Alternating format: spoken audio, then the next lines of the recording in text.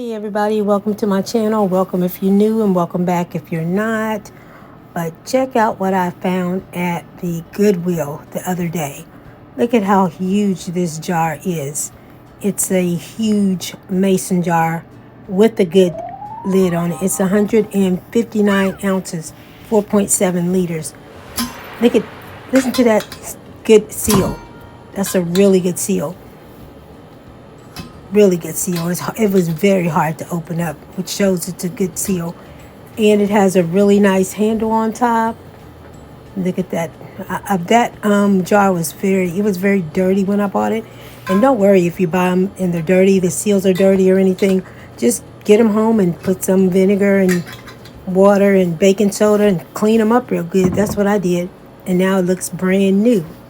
I'm trying to figure out what I'm going to put in it. I'm going to put flour the other one was all-purpose flour or my self-rising flour, but I don't think I have enough of that, so I think I'm going to go with the new 5-pound bag of all-purpose flour, since I think I'll be using that a little bit more. Yep. So and if you notice, I'm doing this over the sink, but there's my label maker. You've seen it in a couple videos. It's totally wireless, by the way. All you have to do is turn it on. I'm printing my label because I decided to do the all-purpose flour in that new 159 ounce jar that I found at the Goodwill for $6. I didn't mention that. $6 is how much it costs. So yeah, y'all, don't sleep on the Goodwill. Go there and look for your jars for your Prepper Pantry to store your things in. Some really nice jars there, like I said in my other video. But I'm just showing again how that label maker is totally wireless. It's portable. I'll link that in the description box again for whoever wants that. Yeah, I really like that thing. So yeah, now I decided, like I said, I'm putting the 5-pound bag of all-purpose flour. That's what I'm going to store in that huge jar. If I can find another one, I'm going to grab me another one too. So I'd like to have one for sugar also. Even though I don't use sugar very often, you never know that you need sugar until you don't have it. Or you want sugar until you don't have it. So yeah, I'll store my sugar in one of those too. They had a smaller one, but it didn't have a lid to it, so I didn't want to get it without the lid. So yeah, I'll go back to that particular Goodwill and look too, because that seems to be a very nice Goodwill that I found that at. But anyway, yeah, I'm just wiping off all the flour and sealing my jar up. And I wanted to make sure the lid was straight before I put the label on.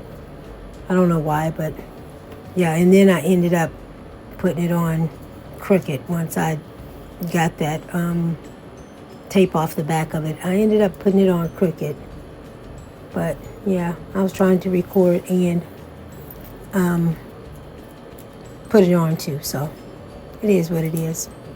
But yeah, please like, comment, subscribe, y'all. Let me know what you think of these videos. Do I need to go back to doing the washer videos, which I'll still do a couple of those, but I want to really build up my Prepper Pantry. That's why I started doing these. And yeah, y'all get started on your Prepper Pantry. Next year, we don't know what it's going to hold. We don't know what the prices are going to be. Those are the extra tape that I bought for the label maker, and that little case that I bought. That case is the wrong size.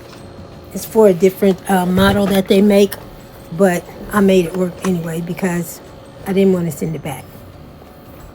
And I didn't find the right size for that one, so I just said, hey, let's make it work. I can store everything I need to store in here, and it is what it is.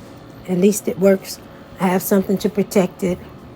And, if I decide I want to travel with it or whatever, it's in its little case and zipped up, and it comes with a little handle too, so turn on the notification bell so you won't miss any of my videos. Just another bag of rice that I bought with my, oh yeah, I bought this stuff with my Black Friday money too that I was going to use. Y'all get started on your Prepper Pantry. See you in the next video. Bye-bye.